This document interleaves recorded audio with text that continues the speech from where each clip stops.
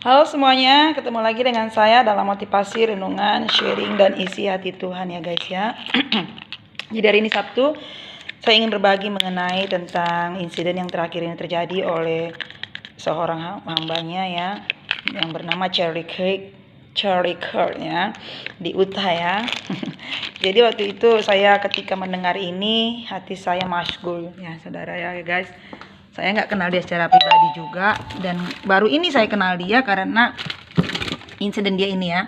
Nah, jadi waktu itu guys, ketika saya selidiki ya orang ini, Tuhan mengingatkan saya mengenai wahyu Tuhan ya. Tapi saya nggak pernah bagi wahyu ini, yaitu Amerika akan bangkit orang-orang generasi Yeremia di Amerika. Nah, jadi ini bukan suatu kebetulan. Charlie Kirk adalah seorang martir yang akan membangkitkan generasi Yeremia, yaitu generasi yang cinta mati-matian kepada Tuhan ya guys ya. Nah, waktu itu juga ketika saya mendengar ini, bahwasannya sepak terjangnya beliau ini ya saya USA sangat kehilangan, dan orang-orang Kristen pasti akan sangat kehilangan tentang orang ini ya guys ya.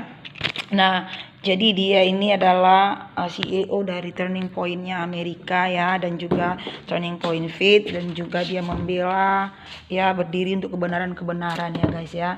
Nah, jadi waktu itu ketika saya sedang berdoa ya, Tuhan menyatakan kalau dia ini pembela imigran gitu, pembela hak-hak imigran. Tapi waktu saya telusuri, dia itu paling anti dengan imigran. Nah, jadi sini turning point-nya bahwasannya dia tidak anti dengan imigran, tapi dia anti dengan imigran yang tidak mentaati hukum-hukum yang ada di Amerika.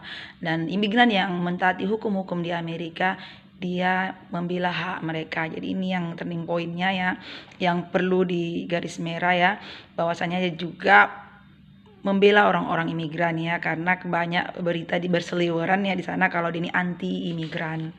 Jadi untuk itu secara mendalam dari saya pribadi, rest in the peace ya, rest in the peace buat Charlie Kirk dan istri dan anak-anaknya. Semoga Roh Kudus memberikan penghiburan dan kekuatan ya guys ya. Jadi dari sini kita belajar untuk berani menyuarakan kebenaran meskipun ada harga yang harus dibayar, dan kita nggak tahu siapa yang menunggangi semua ini. Yang pasti ini kita bukan melawan pemerintahan, tapi kita melawan spirit ya, penguasa-penguasa, pemerintah dan roh-roh jahat di udara.